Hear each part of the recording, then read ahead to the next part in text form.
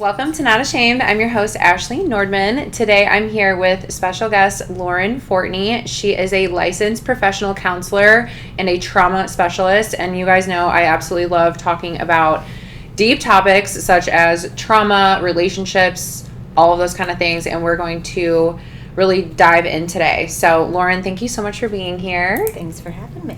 I'm glad that we can talk today about some deeper topics because I think these are the type of things that like so many women want to discuss, and it's something that we just need to be talking about more, especially with trauma. I totally agree.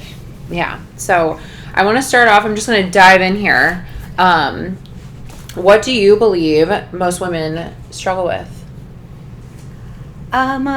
Well, I think it can just be really hard to exist in the world as a woman, no matter where you're at. And so it's constant anxiety and constant negative self-talk. That's the most common thing that I see is there are never women who feel like they're doing enough, regardless of how much they're doing. Yeah.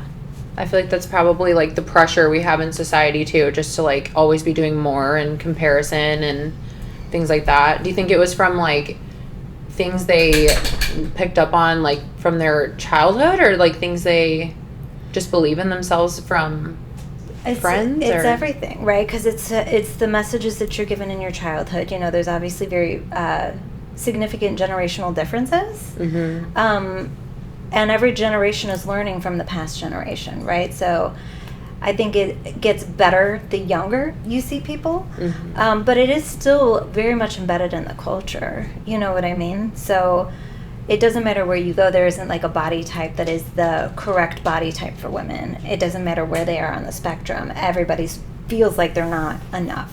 Right. So then they just have this. Sorry, Remy's just interfering per usual. She's sweet. But there's just this constant negative self-talk that comes with that of like what you're doing that's not enough. And women just do this internally, and you hear other. Remy's like, can I just lick you while you talk? Come here, lay down. Thank you. But you can hear this, from your mother, but you can also hear it in the way that your father speaks about women, and there's your friends, teenage girls are notorious for being very concerned with the way that they look, right? Yeah. So it's just kind of everywhere. Right. So I'm 32. Would you say like women in their 30s struggle with that a lot? I mean, I know you said like each generation it seems to get like a little better. Do you feel like women in their 20s right now maybe are like handling it better than that's the way that it seems. Yeah. It's definitely the way that it looks with like the individual clients that I'm working with is that the younger they get, the better they are about just being okay with their bodies. And noticing, I feel like they do a better job of noticing their negative internal thought. Where older people, they just assume that that's true. They just assume that these negative ways that they're thinking about themselves, that's just how existence is for women. Yeah. Rather than seeing that as something that they can change or something that they want to challenge. And I feel like that's probably like a product of just seeing like people being more open now, especially on social media, about talking about like being more accepting and just being more open and understanding that negative self-talk is so harmful. Absolutely. I think that it's come a long way with like social media, especially because there's so many pages and therapists and counselors and people out there that are sharing these things now. And 20 years ago I wasn't hearing any of this stuff, and now I'm hearing it so much more. So absolutely. So with women struggling with like these negative thoughts, what kind of therapy do you typically offer for them, or what is your approach? Approach for negative self-talk is you start with basic thought reframes. You have to catch it. You have to catch yourself having the thoughts first. And so usually women don't even notice that they're doing it. They'll be talking in therapy, and I'll have to notice it and point to it. And, is that the way that you're always talking to yourself? Because it's these really negative things about, their bodies, their demeanor, not being successful enough. All stay-at-home moms always feel like they didn't accomplish enough, but working moms feel like they don't have enough time with their kids, right? Like it doesn't matter where you are. You just never feel like you're doing enough. So pointing to it first, but then the reframes are really difficult because people go to a space of positive affirmations, which is great, right? The problem there is if you don't believe it. You can't really lie to yourself. So it's still good to do it and try to light up these other areas of your brain with some positive talk. But if you really don't believe that you're doing enough and you're trying to convince yourself you are, that inauthenticity feels kind of icky. Yeah. So you take people to more of a neutral space of like, can you at least acknowledge that you're doing your best? Because most people can recognize that, like, I don't sit down all day. I'm trying really hard. I'm doing everything that I can. I try really hard to be a good mom. I try hard to be a good person. So they can recognize that they're trying. And that is commendable. So you can take it to those spaces instead. That's something that the person truly believes, that they can start reframing the negative to. It's, not necessarily super positive, but it's at least not negative and it's not hateful. Trying to get people to a more neutral space, which allows them to be more open to building into more positive spaces. Okay, so they have to kind of like tiptoe into it, because if they go from thinking like, I'm not smart, to lying, quote unquote, to themselves in the mirror and saying, I'm so intelligent, I'm so capable, that feels like a fraud statement to them, and it's not actually helping. So to actually help, you have to still make realistic, positive comments, but maybe not something so extreme. Right. Okay. Something that you feel is true, something you believe. Okay. Right? If people are really struggling with that, you take them to a space of what's true for all people, right? Because most of these thoughts, right, if you think about all people, you would never say to somebody else the things that you say to yourself. No, never. Right? Yeah. So when you think about that, what if you really thought that, you would never treat anybody else that way. So why is it okay to treat yourself that way? And if you can get people to look at universal truths like that you would never call somebody else stupid, because most people are doing their best, and the vast majority of people see that, right? How would you talk to somebody else in a way that is kinder? And if you can think about it from the perspective of how you would talk to somebody else, and that you deserve just as much kindness as everybody else, because I think everybody deserves to be treated with kindness. That's usually a pretty easy thing to get on board with. Then how do you reframe it in that perspective? Does that make sense? Yeah. No, that's actually, I feel like that's such a good thing that you can easily grasp onto, because it's so true. Like, I'm sure that's probably why you always hear that quote that's like, you need to talk to yourself like you would a best friend, because that really is, like, you do need to be your own best friend. You do need to love yourself. And if you're talking to yourself negatively, that manifests. So when you're starting to build awareness, I think that's obviously step one. And I can never really articulate it, so I'd love for you to. Like, what is so powerful with awareness, do you think? Well, I think when you know yourself, that gets all into boundaries. You have to know what you want and what your expectations are in relationships in order for your relationships to be happy and successful. Because if you don't really know what you want, how are you supposed to establish where the boundaries are supposed to be?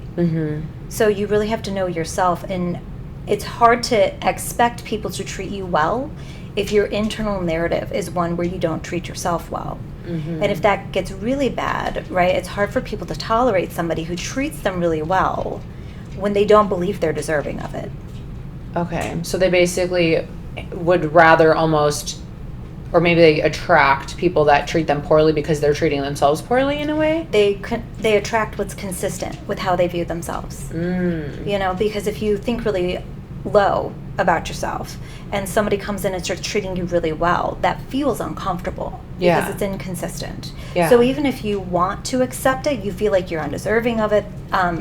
In those kinds of situations, people will kind of not even being aware of it, but they'll sabotage those relationships because they just don't feel worthy of the person. And so it's like that, well, they're probably going to leave me anyway kind of mindset. And so they'll, do things to push that person away or keep big walls up so that we can't ever get super deep.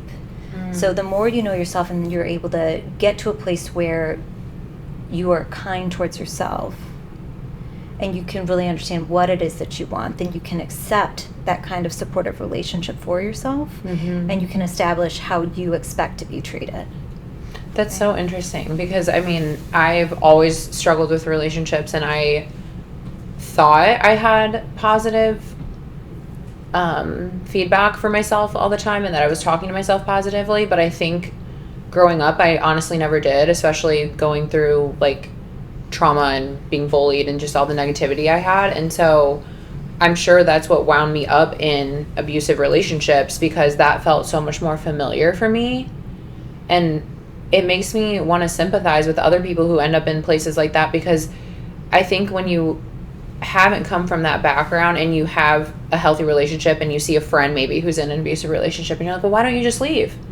Well, why don't you just get out? You know? And it's like, well, it's not that simple. Like, in your brain, there's something there that I feel like keeps you or something, or like attracts you to them or makes you like want them to want you or something. And it's really hard to break free from. And I guess it's because you haven't really addressed the root issue, which is your own internal work. Absolutely. That's really interesting. There's a lot of women who, like you said, that idea that like you should just leave, like it's simple. And when you say that to women who are in an environment where they're really feeling trapped, all they hear is that you think they're stupid.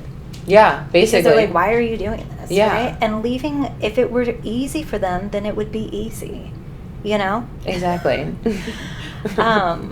So I think it's really important that people kind of recognize when a woman's in that situation, the last thing she needs is someone else telling her what to do. Mm-hmm. Right? You can be there and support your friends in those kinds of situations by just genuinely being like, I'm here for you, whatever you decide. I'm not okay with the way that you're being treated, but I'm just here for you and to help you figure this out, because people have to come to it in their own way, you know? Yeah. It's really tricky, because I think when it comes to abuse and trauma, they probably go kind of hand in hand, right? Do you feel like you see that really connected? Often. Yeah. Often, yeah. We'll get back to the podcast in just a moment. This episode is sponsored by AN Skin, your answer for all things skincare and beauty. Our medical-grade products, made in the USA, use high-quality ingredients and are clinically proven to give you clear, healthy, youthful skin. Everything is cruelty-free. Visit anskinbeauty.com to shop now and regain your confidence. Now, back to the episode. Okay, so talking about the topic of trauma, when you see people in your practice that had early childhood trauma, is there typically patterns that you notice with children that come from that background that are now adults?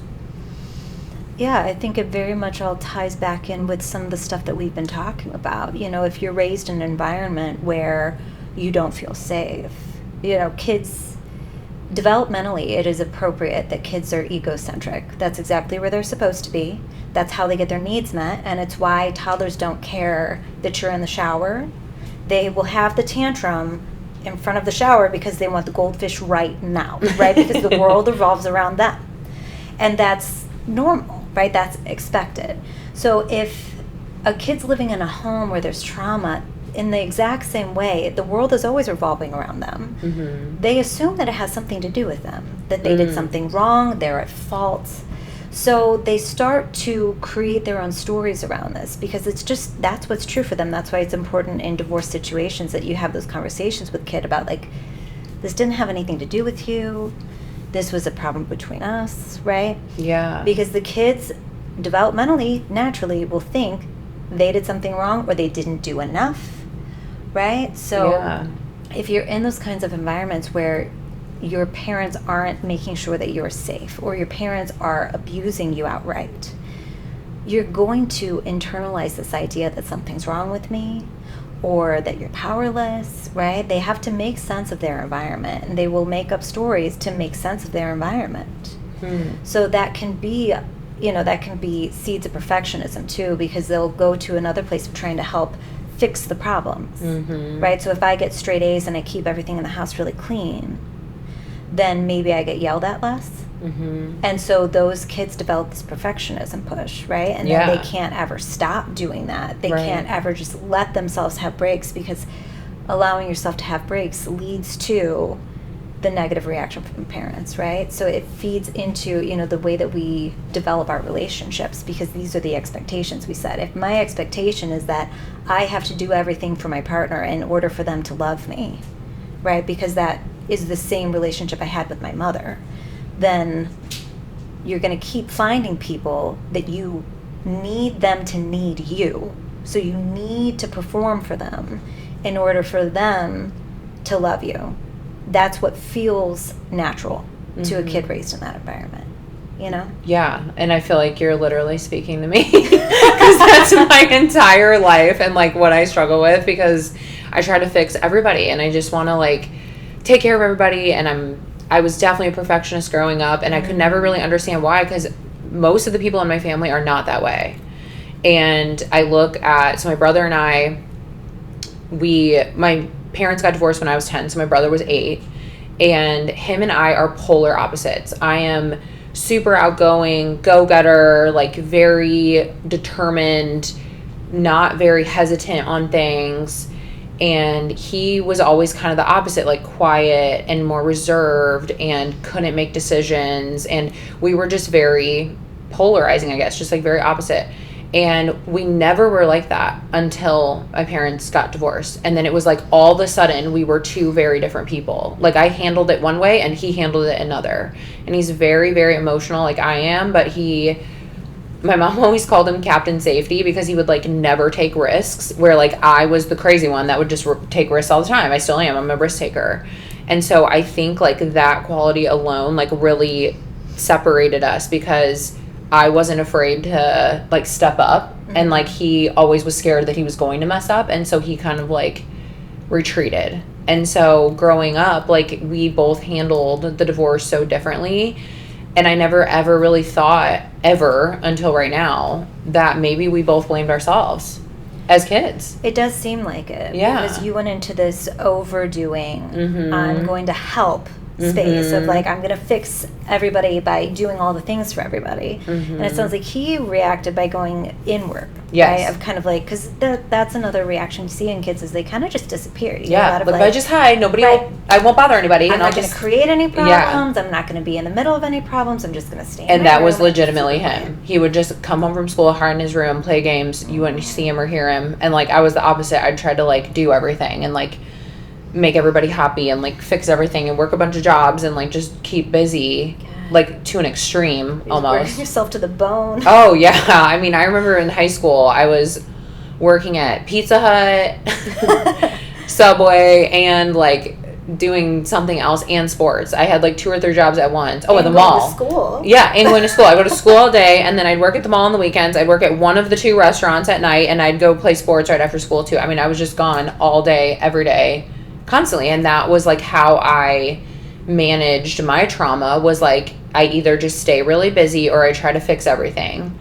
And then like even now in my adult age, like going through a divorce myself now and like trying to get back on my feet and figure out like where I'm going with my life, like I saw myself kind of doing that, where it's like, let's just get really busy and let's just try to fix everyone, and then just not worry about me and just worry about everybody else. And I'll be fine because I'm taking care of everything. Yeah, and then I can still like wake up feeling good because I'm still doing it all. But in reality, I'm like not obviously healing certain things that sounds exhausting. Yeah, yeah, it is. It is exhausting. And that's why I've worked like so hard to recognize that and to just be like okay with like sitting in it sometimes and letting myself relax and feel and work through things, because I think when I was younger I would just avoid. I'm sure I was so avoidant, and now I actually kind of like the pain, which is weird, but like the pain of being like, okay, how can I reflect and like see what I did wrong and not allow myself to do that again. Yes. Where before I would just like shove it down and be like, I'm just gonna pretend it doesn't happen. Forward. Yeah, and we're just gonna go repeat ourselves now. But no, that's just it. If you don't do the processing, people just repeat the patterns. Yeah. Right. And they don't even notice that they're doing it because it's just familiar, right? Mm-hmm. There's something comfortable about familiarity, even if it's not good for you, because usually at the beginning of relationships you're in that infatuation stage anyway, so it always feels really fun. Yeah. And the things that are familiar, right, that's what brings the comfort. But familiarity is like it's a little bit dangerous. I mean, it's great if you have a history of really solid relationships, because then familiarity, like, you know, you're like green flag, this is wonderful. But if your green flags are actually red flags, then it's not going to work so well. It's hard to pick up. So that's, I don't know why. I like can't get over the whole like blaming myself thing, because I have never thought of that, like blaming myself for my parents getting divorced. And I guess, you know, as an adult, it's like, well, why would I do that? I know it wasn't my fault. But back then, like you said, when you're young, it's just the way you make sense of it, because you're like, well, my parents are supposed to love me and I'm supposed to love them. And I guess, like, another thing I didn't think about, because I'm sitting here listening to you say this, and I'm like, okay, so the way my parents treat me, why am I going to go do that with a partner when a relationship with a partner is different than a relationship with a parent? But I'm assuming it's because the relationship with your parent is the first relationship you have involving love. Right? Is that right? I would agree. Okay. And I think it's really hard for kids to separate the difference, right? That a love between two parents is not the same as the love between a parent-child.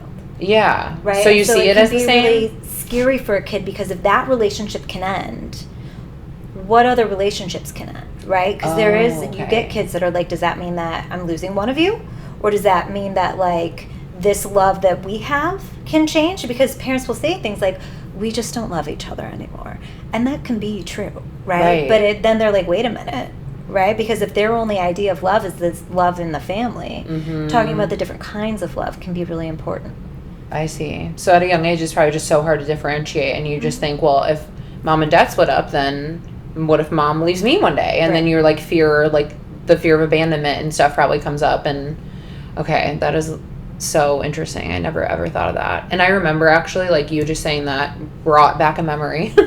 I remember when my parents did split up, like, my brother and I were not expecting it. And I remember my mom coming and telling us about it, and we were just so confused. Like, we were like, Dad is leaving? What does that mean? Like, we had gone 10 years, 8 years for him, like, with mom and dad in the same home. Like, we have this like this nucleus, and we're all just one thing, and now all of a sudden we're what? Like, Dad's going where? Like, what's happening? Like, it just made no sense, and it was so scary. We were terrified. Like, we were like, Dad's gone. And like you said, it's like you just start thinking, like, is he never going to come back? Like, is he gone forever?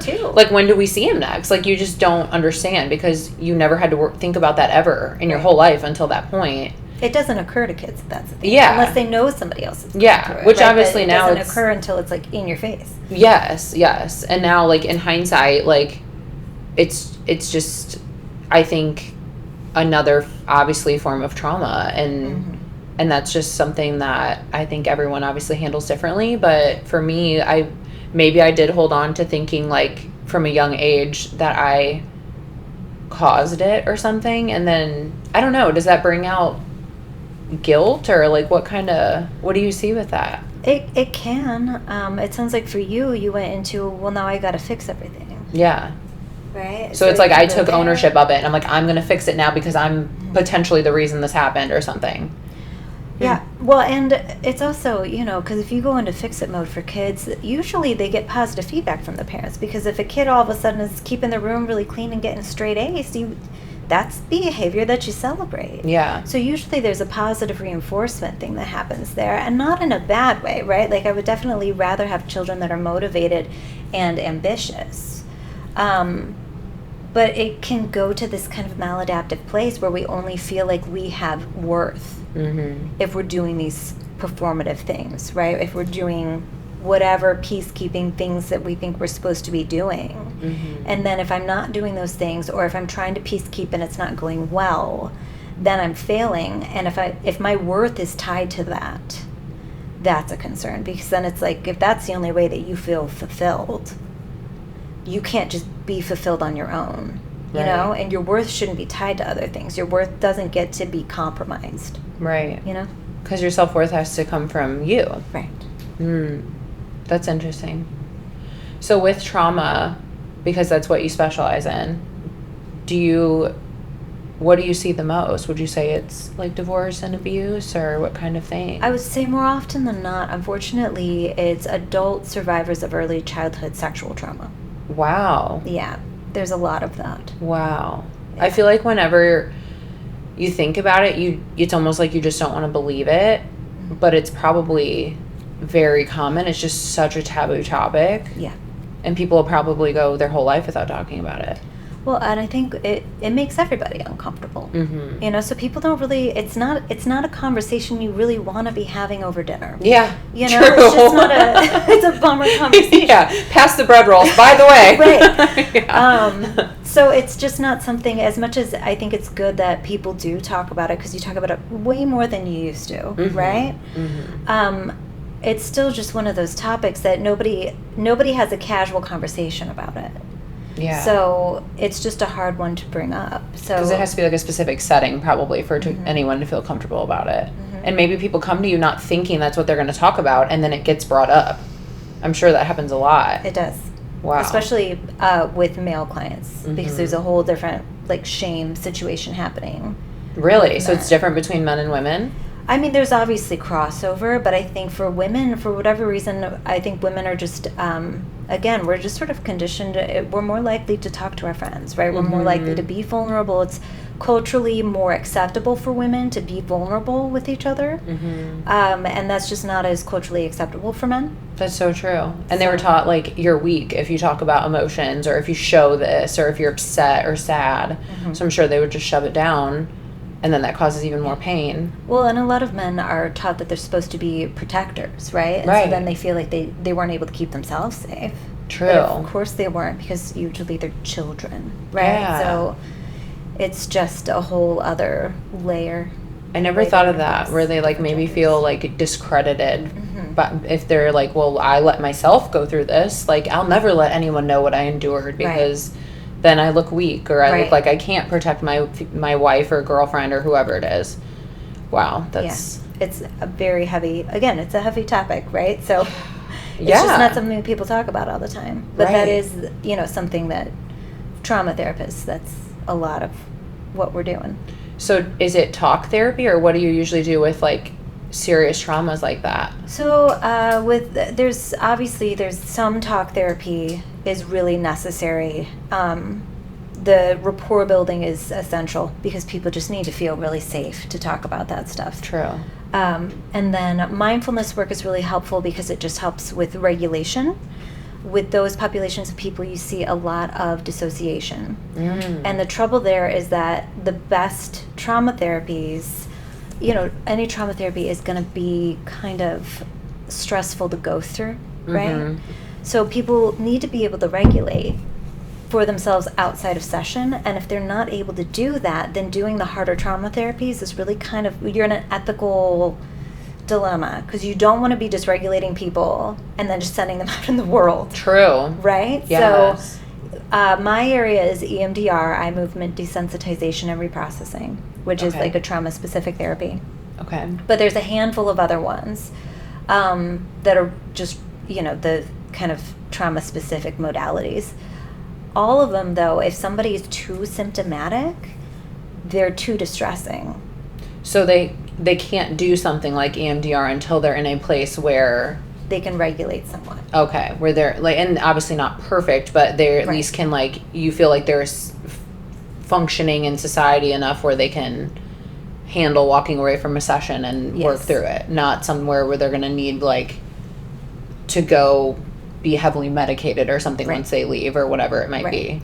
If you can leave and we're both sure that you're not going to have suicidal thoughts or engage them, if you can leave and we make sure that you're not self-harming, then we're in a better place. But even high levels of dissociation, right? It's just not good for people to Yeah. exist in that space. They're getting re-traumatized, and then we're just moving backwards. Right.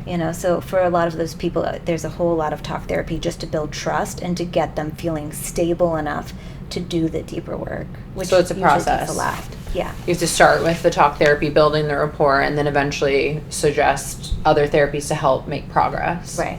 So I had done EMDR before, actually.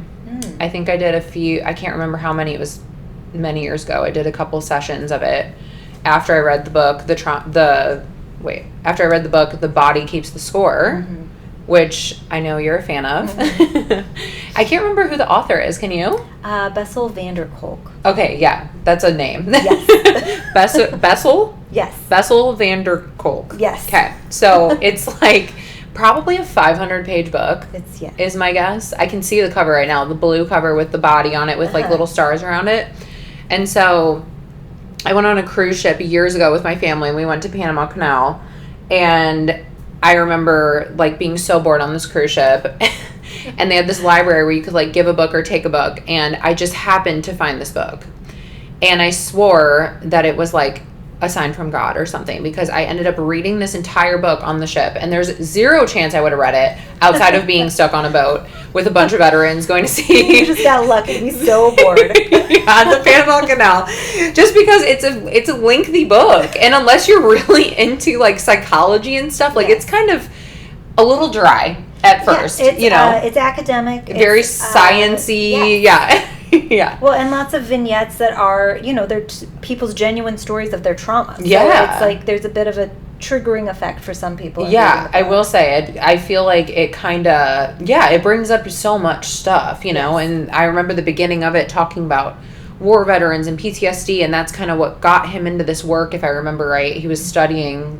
this, and it was just such an interesting book, and I will say it really reframed how I looked at my life. Mm-hmm. It was one of those moments in time where I can be like, I changed from that. Like, genuinely left that, like, cruise, like, going, I am now different, because I just had a whole new level of awareness and a whole new understanding for the trauma of my past, especially my parents, and going through that divorce and not really understanding it. Like, I just felt like it helped me, like, work through so much, because you can then realize that a lot of, like, what I went through, for example, a lot of what I went through was just a, how do I say this?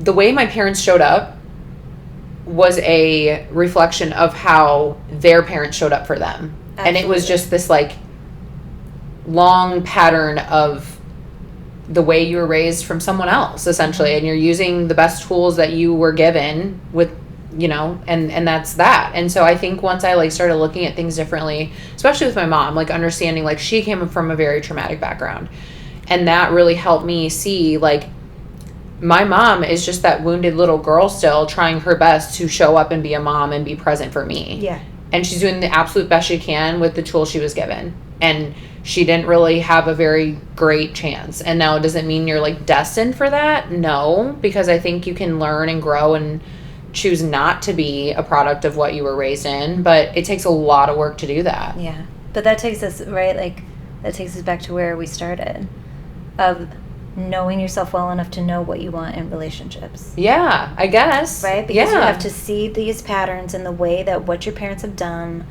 in your life has positively and negatively impacted you. And seeing them, I love the way that you're talking about your mom, because to see her as a whole person, right? Because the good stuff is true also, even if the other stuff, right? Like everything else, right? She's a whole person. And most parents are trying their hardest. Most parents are doing their best. Some of us have better foundations than others based on our parents, right? But when you talk to clients, they know. If I ask that question all the time, do you feel like they were doing their best? And there are people that are genuine, they're like, no. Right? But there are a lot of people that were raised in really compromised situations, and they're like, I really do think they were doing their best. Yeah. They really were. Yeah. Right? And that matters. And so if you can see your mom with that empathy piece connected, it's really reparative, because then you can maintain those relationships. But you can also see the whole pattern, and you can see the way that it affected you and decide what worked and what you feel like you need to adapt, so that you can start setting the standard for how you want your relationships to look, how you want to parent your kids, right? You take what works and then you build on it. Right. Yeah. And as a mom now, I think I do look at it so differently than I think I probably used to. But even when I read this book, which was like many years ago now, I felt like I healed my own relationship with my parents just from reading that book, because it just helped me not be so angry or upset anymore. Because you see it from a place of, just like we said, like, it wasn't, my mom was trying her best, it just didn't go the way maybe it should have or whatever, and so be it. But it's like it has the biggest heart, and she's such a sweet person, and she wants nothing but the best for me and my brother. And I just think she had a really hard time, and she just didn't know how to process it right, and she just probably repeated patterns that she grew up around. Yeah. And I think like you said, like it is a choice. It's a conscious choice to decide like what matters to you, what boundaries you're going to set, like what values you have, what type of life you want to live, like the integrity you have. Those things all really matter. And for me, I took things from my childhood, and there were so many great things that she brought into my life that I will carry on to my daughter. But then there's things too where it's like, okay, I'm going to pivot and change and grow from that because I just want to show up differently. Right. And I don't think there's anything wrong with that. I just think it's a choice, and you have to be just accepting of like, this was my life that I was given, but it doesn't mean that's who I have to be or how I have to show up. Right. And you have to, right? It goes back to noticing. You have to notice so that you don't just react to things. You have the intention of how you want your relationships to go. So that book talked a lot about trauma, like living in your nervous system.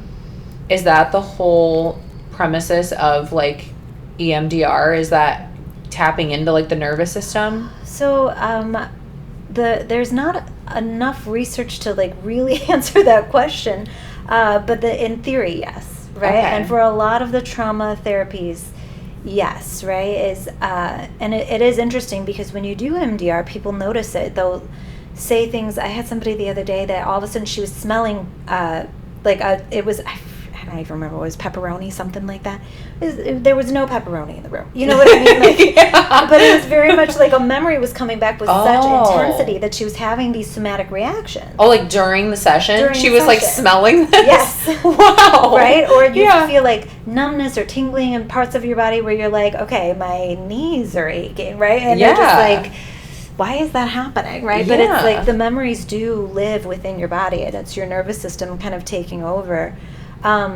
So I really appreciate that book because when people read it, because it's not personal and it's not coming, the problem with being in the room with the therapist and you hearing it from your therapist is your therapist is there to be supportive to you. Yeah. And so there's a bias there, even though we're trying to be as unbiased as we can. For sure. You're still going to be biased, right? I see all of my clients from the best possible perspective, right?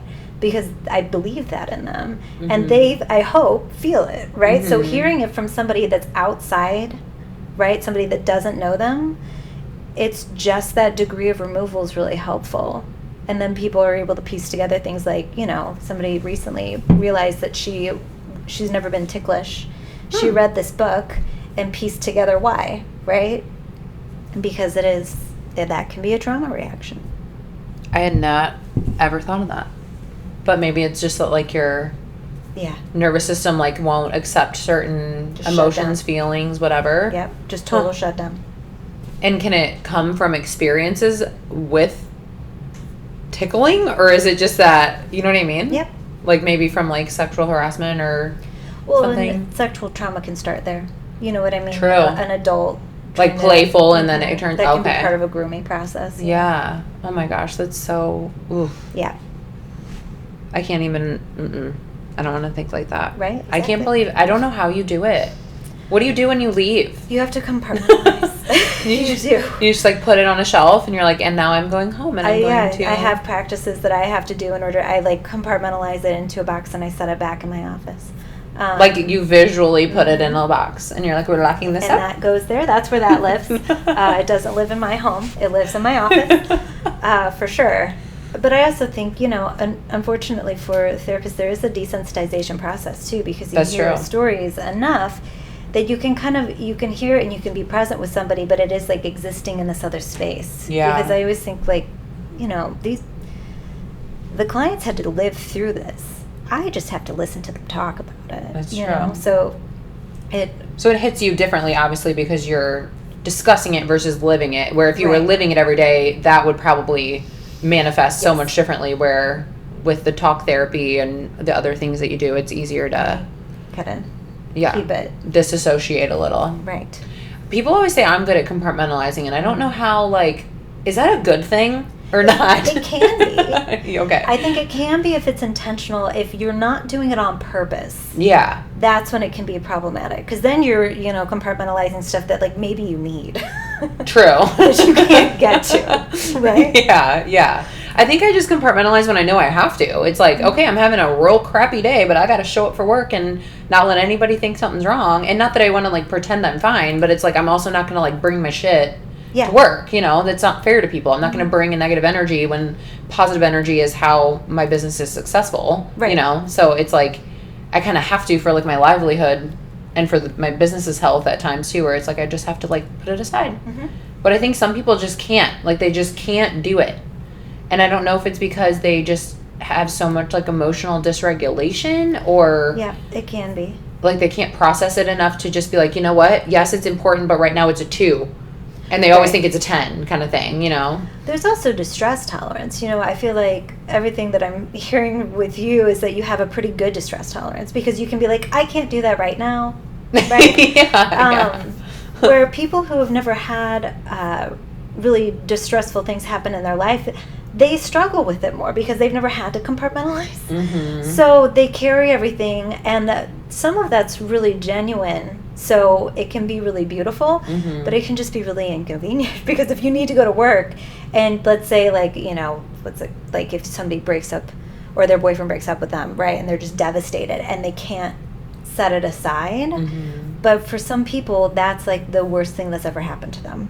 That's true. Yeah. Right? Yeah. Where people that have been through a whole lot of other stuff, they're like, oh, yeah, that sucked. Anyway, right? And they just move about their day. So it really depends on that distress tolerance as well, you know? And it's very subjective, obviously, it sounds like, because to one person, like you said, like if their whole house burned down and then their tire goes flat, oh, well, it's not that big a deal. But to someone, yeah, exactly. But to someone else, like maybe they've never had a lot of traumatizing things. So a small thing can feel like a seemingly big thing to them. And I think that's why it is so important to be empathetic and to understand that like you can't look at things always from your own frame of view because maybe to you it's not the end of the world and to someone else it is. Right. And I actually deal with that a lot with like my skin clients because people who don't have skin issues are like, suck it up, you have acne, or suck it up, your, you know, skin is red all the time, you know, but the people that actually have it, it's their whole life, it's their identity, it just kills them. They hate showing up that way, they hate seeing that in the mirror. It's like a form of trauma to see that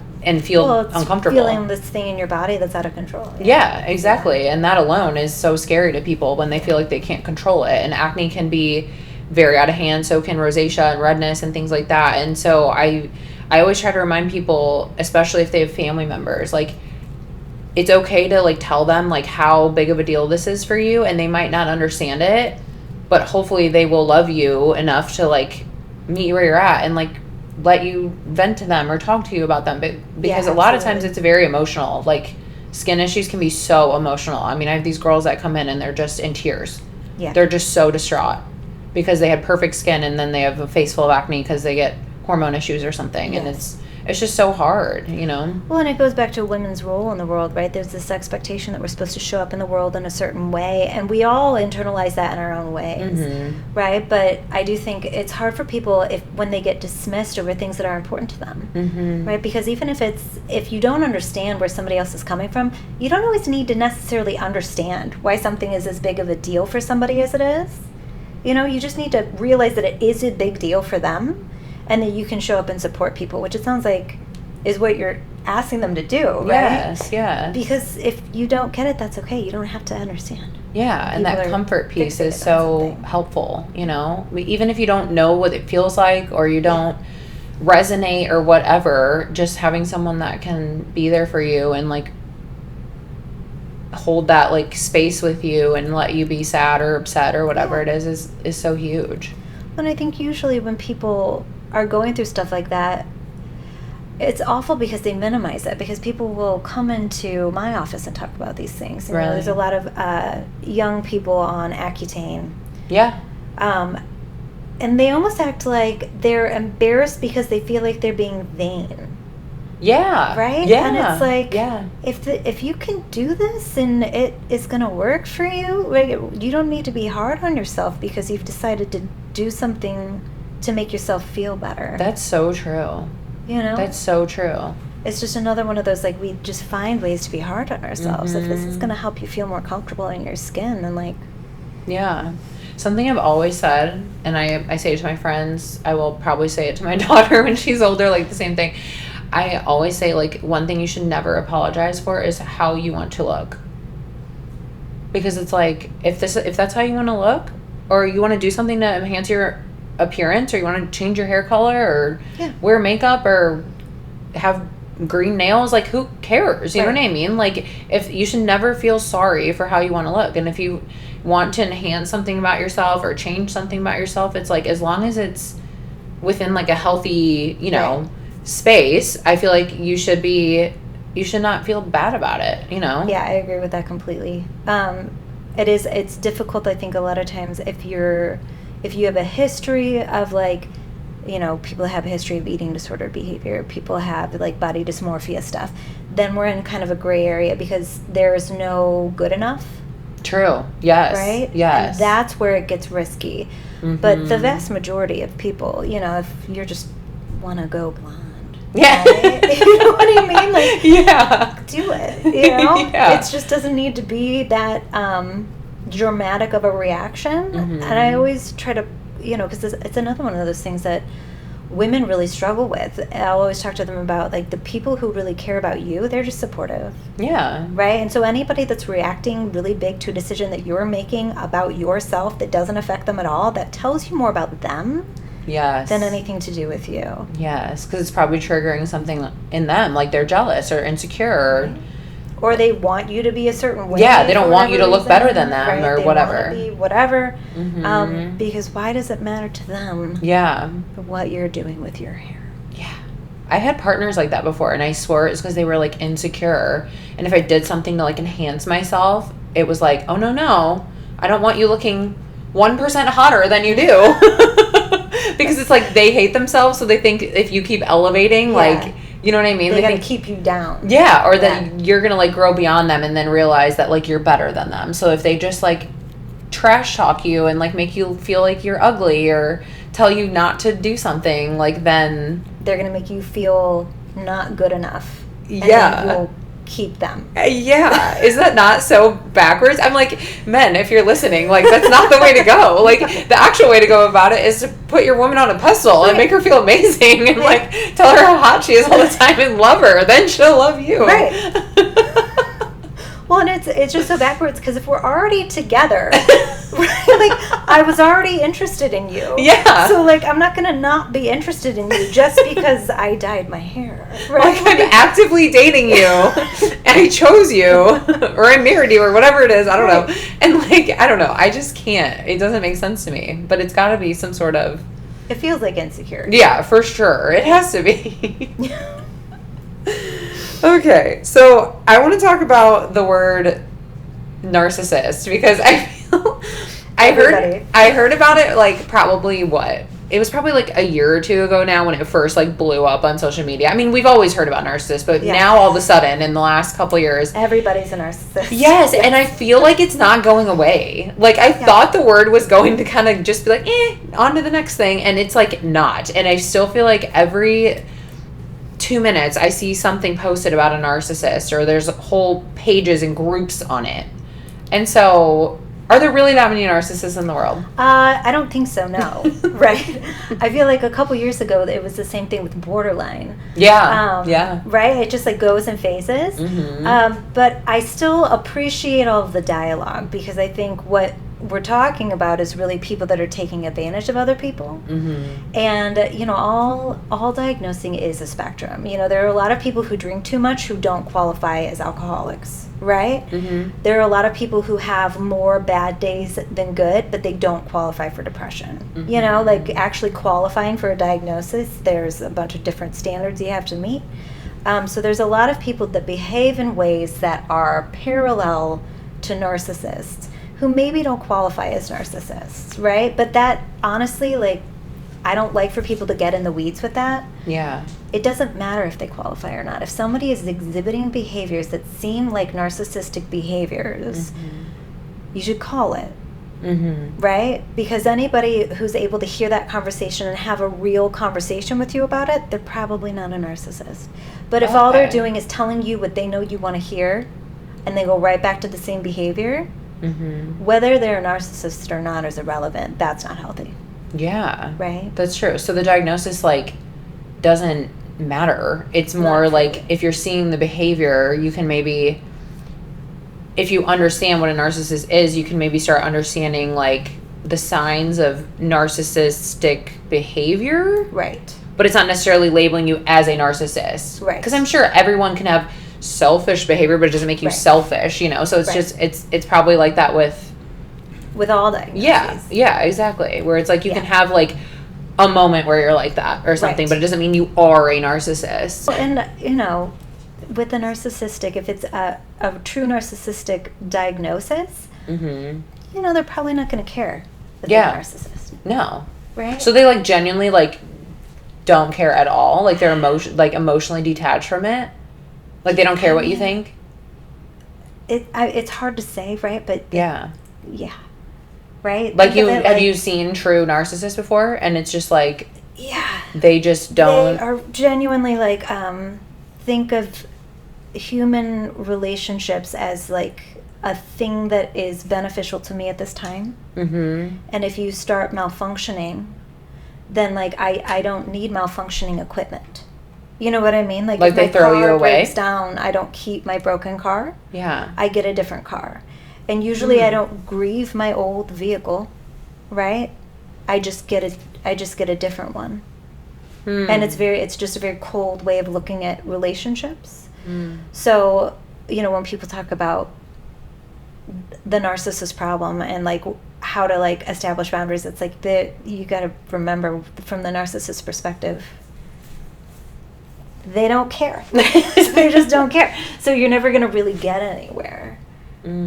Are they selfish then? Is that the best way to put it? Or like I guess. I mean, it's so difficult to pinpoint. Yeah. What are like a couple of signs of narcissism? Well, I would say in my experience, the people that I was working with is when I was working in community mental health, which is, you know, a population of people who have a whole lot going on. Yeah, for sure. Right? So, but in that environment, just that emotional detachment, I had a gentleman speaking about his daughter in a way that he didn't care.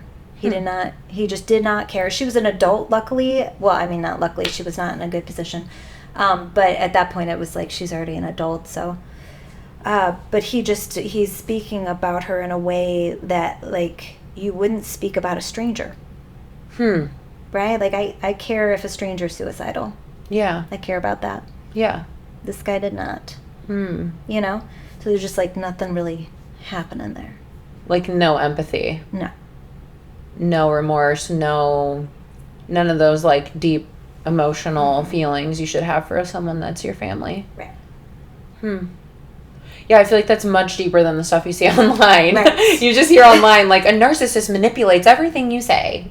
Which is, you know, that's true. Yeah. But just like, you know, rude people can do that too. Yeah, exactly. Or if you're just having a bad day. Right. You know, maybe some people act that way. I don't know. But if you think that if you're in a relationship with somebody that you feel like they're manipulating everything you say, that's relevant, right? Like yes. You can pay attention to that. For sure. And decide whether or not it's a relationship you want to work on. Yeah. Right? And if you can work on it or not, you know? So would you say manipulation is... How do you look at manipulation as a counselor? Like... Oh, that's so hard. I guess what I'm saying is, like, when you see people being manipulative, what does that tell you? Like, oh, they're being that way because they don't want to address the reality of the situation, or because they want to benefit themselves, or like what benefit comes from... Maybe I have. I don't know. I don't feel like I'm a manipulative person at all. I don't even have the brain cells to do it. So I don't... So I just can't put myself there. Like, what is the point of it, you know? I would say the point is really difficult to it's really difficult to see because it depends on the person. Usually behavior has a purpose. If you look at behavior long enough, even if it doesn't really make logical sense, people typically are doing what they're doing for a reason, to meet some kind of need that's not being met. Okay. Right? So manipulation can be a tool to try to keep someone seeing you the way you think you need to be seen. You know what I mean? I see, yeah. Like, they have this idea in their head of how they want you to look at them, and they will, like, twist anything to make that, like... To make sure you see me this way. Because if you see me as I really am, I'm super insecure. Right? And if you see me like that, you're not going to like me. Because I'm this other person. Yeah. Which, you know, this is all the internal stuff, right? For sure. So, when you're looking at manipulative behavior, the motivator behind it can be, it can be that they want to keep the person in their life, right? But that doesn't make it less manipulative. Yeah. Right. That makes sense. So. Are you like a Tony Robbins fan at all? Or like, no? No? I don't even know. Oh, you don't? I'm not like socially. Tony Robbins. So Tony Robbins is like a motivational speaker. Okay. He's very wealthy. He gives back. Like, I don't know. I've just always like really resonated with him. Okay. And he has this one. I mean, he's probably said it 8 bajillion times, but there was this one like episode of something I listened to that he had talked about, because he has like a podcast, and he was on YouTube before like people got into podcasting, mm-hmm. and he has like these events where they're hours long, like literally 5 hours long plus, like so long. But he has so much great content. And so there was this one thing that I remember listening to one time a long time ago, and it's always like stuck with me. And he was like basically saying that humans have like 7 essential needs, and it's just how everyone just goes at them differently to have them met. And so there's like the need for predictability. There's the need for consistency, maybe. What is it? I'll have to look them up. But there's like the need for, there's like all these needs. And so there was this one example he gave, and he was like, okay, one is importance. And he was like, so you're in a room, there's 20 people in the room. A guy comes in with a gun. Who's the most important? The guy with the gun. Because in that moment, he's the most important person in the room, because he controls what's going to happen. Mm-hmm. So he's like, these people that have very crazy attempts to gain something, like it's because they have a need, but they will maybe not find the most healthy way to get it. And so it was just such an interesting way for me to like understand that we all probably have very similar needs, but it's just the route you take to like get there sometimes that can be like toxic or healthy. Mm-hmm. Yeah. Try to look at that pattern. When did something start? How long have we been doing this behavior? Because when people realize that they're doing manipulative behavior and you call them on it, mm-hmm. or any kind of behavior, right? When you can point to like, these are some patterns that I'm seeing, figuring out where it comes from, that doesn't always resolve it, but understanding where it comes from is really helpful, because then you can understand the motivator behind the behavior. Mm-hmm. Because a lot of kids, going back where we were, right, like a lot of kids going through a traumatic situation, if you're not getting your needs met, right, that's a really common one. Mm-hmm. If you act up, you're going to get attention. Even exactly. If it's bad attention. Yes, exactly. Like, even if you're getting bad attention, you're still now the focal point, because you just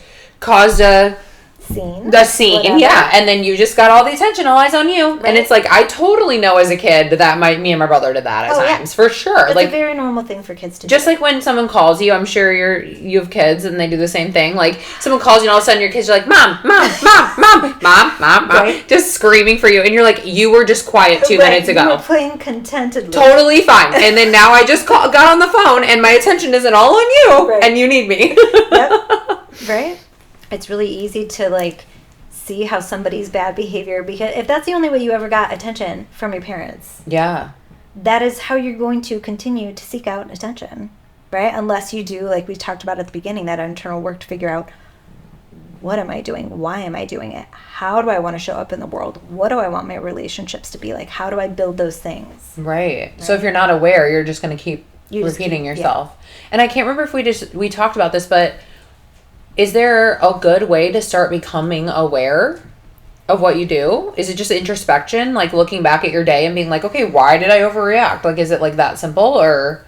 I think that's a really easy way to start. Yeah. You know? You're like, yeah, there's layers to this. It's hard to say. Most people come at it, in whatever way is most natural for them.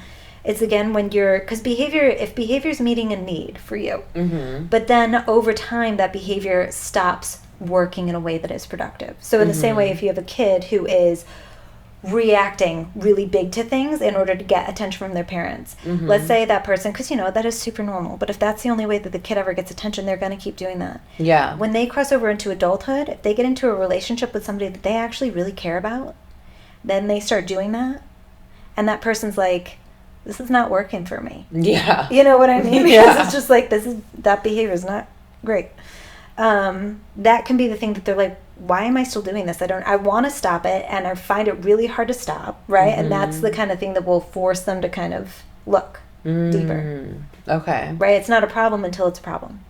So sometimes it's just the fact of like, I'm kind of sick of repeating myself now and I want to figure out why it is. And then you start understanding like, oh, this goes back from when I was a kid. That makes sense, because I feel like that's probably how I first started becoming aware. I was so sick of my own shit. I really was. I was so negative, Lauren. Like, I was the most negative person. Really? And I didn't, yeah. You come across so positive. And I'm like the total opposite now. And people are like, you're so much, like, you're almost annoying, like how positive you are. I'm like, I know. But it's because I never want to go back there, ever. I never want to go back there. I mean, I remember being in college, I think it was, and my friends just being like my one friend just kind of called me out one day. She's like, you are just really negative. And it was hurtful. Like, I didn't like hearing that. And I was like, damn, like, am I? And it was like that one comment just stuck with me. And then every time I said something negative, I started catching myself. And I was like, I really do complain all day. Like, all day. About everything. Nothing was good. Like, nothing was good enough. I wasn't good enough. The world wasn't good enough. Nothing. It's exhausting. Oh, it was so exhausting. And, like, I was like the most like fit person I'd ever been in my life. Still hated my body. I was straight A student dean's list in college. Didn't think I was smart enough. I mean, it was just like nothing was enough. Nothing was enough. So it's weird how when you start reframing that, like, then everything suddenly becomes like enough, because it's like, well, I'm just happy I'm healthy and that I don't have high blood pressure, and I don't care if I'm a size 6 instead of a 0 or whatever I am now. It's like, you just start like looking at things from a place of gratitude instead of like hating yourself, and it just changes everything. It sounds like a really good friend. Yes, it was actually. And like, we still keep in touch, and she was so honest with me, and I still tell her sometimes, I'm like, I think you were the first person who just had a real honest conversation with me. I think my friends in high school, like, it's just who I was, so they didn't say anything because it's all they ever knew. And they probably were kind of a little bit that way too. And you're so young in high school. Yes, exactly. Right? When you're young, you just complain about everything and it's funny, but then when you get older, it's like, that's not so funny anymore, like, now I'm 20 years old in college, like, stop complaining, like, grow up a little bit, now you're in charge of your life now. Exactly. Right? We're still in our early 20s, so like, you're in charge of your life. But you're at least taking more responsibility. Right. Yeah. And so if your whole life is negative, like, it's on you at some point. Exactly. Right? Then you can figure that out. Yes. You got to figure out how to do the reframing and get to the positive space, because it is. It's exhausting to be in negativity all the time. It really is. I mean, it's I just remember like being so burnt out all the time on my own mind, like just wanting it to like just shut off. And I remember I was on all these like antidepressants and stuff in high school because I just was so negative and I just couldn't get myself out of that hole. And obviously I know like when you're literally depressed, like there's a huge difference there than just being negative, but I do think most of it was coming from just my own inner thoughts, because I've never since then felt depressed. So I think I was just in such a bad place mentally, and then my doctor was like scared and was like, here, let's put you on medicine. You're just gonna try it. Yeah, because I mean at the time I also had an eating disorder and I was like spiraling, so the medicine did really help a lot. But then when I got off of it, I remember telling myself, like, I was only on it for like 4 months, I think, in high school. And then I remember going, I am going to find a way to get off of this, and I will like do whatever I have to. And that's actually when I think I first started noticing it.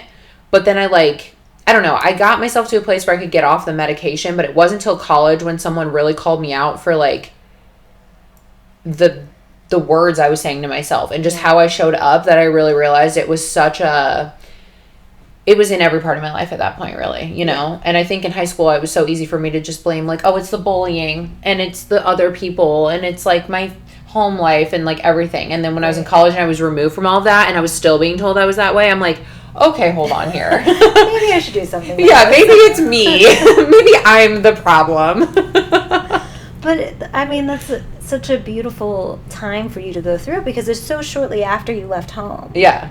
So then it's like you have the space and the time, because you're not married, you don't have kids yet, so you can kind of figure out who you are and how to get to that space before you step into like true adulthood, where you're like, your money is actually something that matters. Yeah, exactly. You're just like figuring it out while you're going through college, right?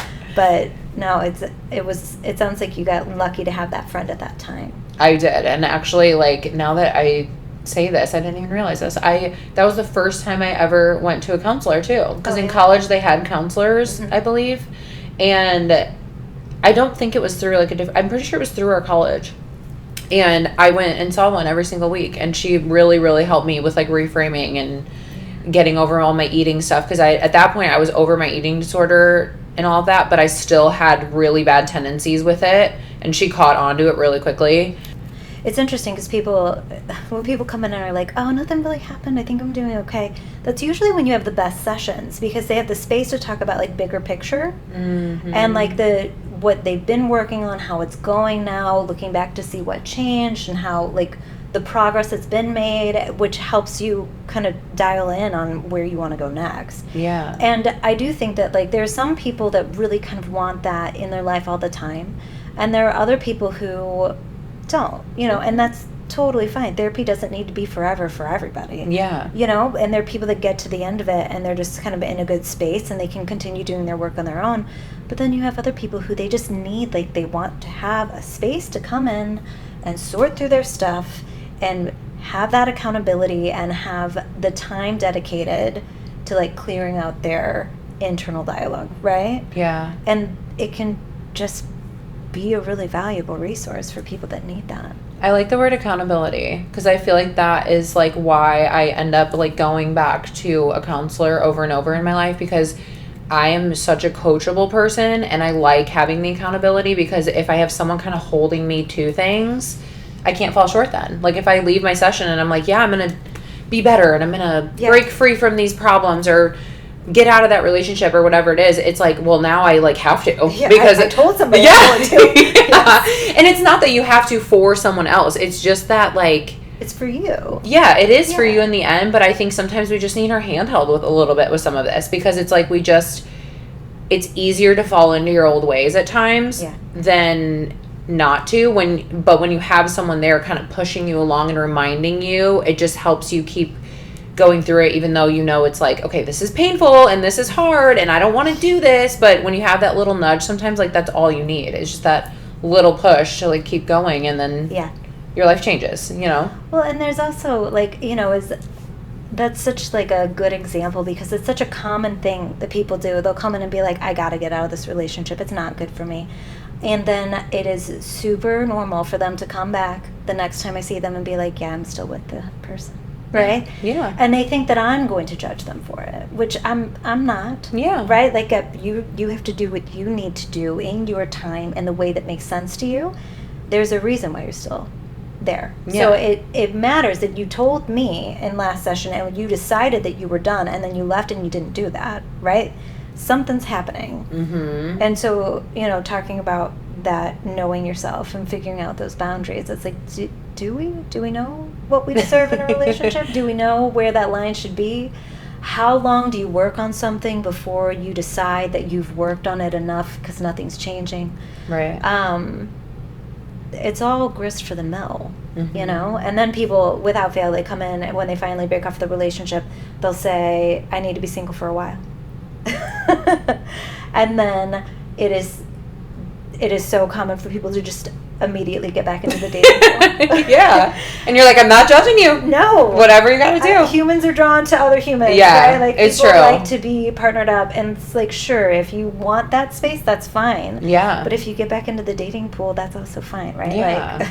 And like you said, you don't judge. I think if anything, it's almost like it's never no matter what the person does, it's never bad in terms of how you're going to handle the next session, because it's like, okay, either you did move on and now we know what you aren't going to take in anymore or whatever it might be, or you didn't and now we need to maybe work through why are we stuck here. Yeah. And then it's like, well, maybe that's why you didn't actually leave, like you said last week you were going to, and you didn't. Okay, I'm not mad at you, but this is actually good feedback, because now we know what we need to still keep focusing on to help you get there. Or maybe you overreacted and it wasn't meant to be. I don't know. But I'm sure most of the time they know they need to leave and it's just they're attached to something. Yes. But like, yes.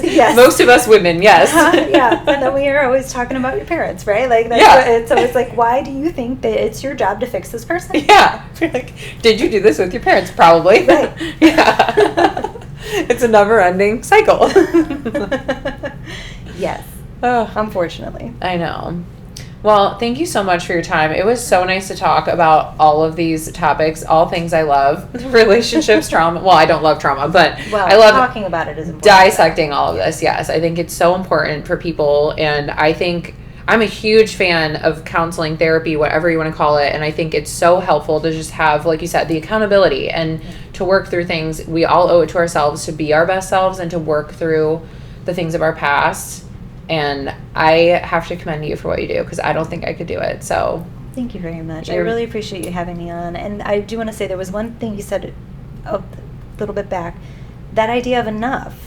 Yeah. Right? Mm-hmm. Because, yes, we should be the best versions of ourselves, but, like, at some point, like, is it enough, right? Like, where is enough? Mm-hmm. Right? People talking about women. They never feel like they're enough. Like, maybe you're good enough. That's a compliment I always give my daughter. I know she's so little, but we always look in the mirror, and her dad does this with her, too. And we will say, like, you are beautiful, you are enough, you are smart. And I always make sure I say enough, because I think, like you said, women always criticize. You never hear someone saying, I am enough as I am. Right. You don't hear that enough. Right. Enough. You literally always just hear people like, well, I could be better at this. Right. I could be more this. I could be prettier. It's like, no. Well, and you can feel like you're good while still acknowledging that you want to keep growing. Yeah, right? Exactly. And I think that's literally the whole premise of therapy and counseling is like, just going there doesn't mean you're broken. No. It means that you are enough as you are, but let's keep growing and evolving and becoming our best selves, right, while also loving where we are right now. Right. And that is like the beautiful part of life and the journey. Right. So yeah, thank you so much for having me on. Yeah, thank you, Lauren. So if you are listening and you live in the St. Louis area, Lauren is working in Creve Coeur, Missouri. Yes. And you can contact her at lauren.fortney. It's Fortney at fortneycounseling.com. Are you accepting patients? Honestly, I'm really full. Oh, well, you can get on her wait list. But I can do my best. What I need is other therapists. Yeah, that's what I need. Well, keep her in mind as she continues to blossom and grow, because she's a female-owned business, and we love that. So thank you so much, Lauren. Thank you. Until next time, be loud, be proud, and be shameless. For more information, visit us at anskinbeauty.com to shop all our medical grade skincare,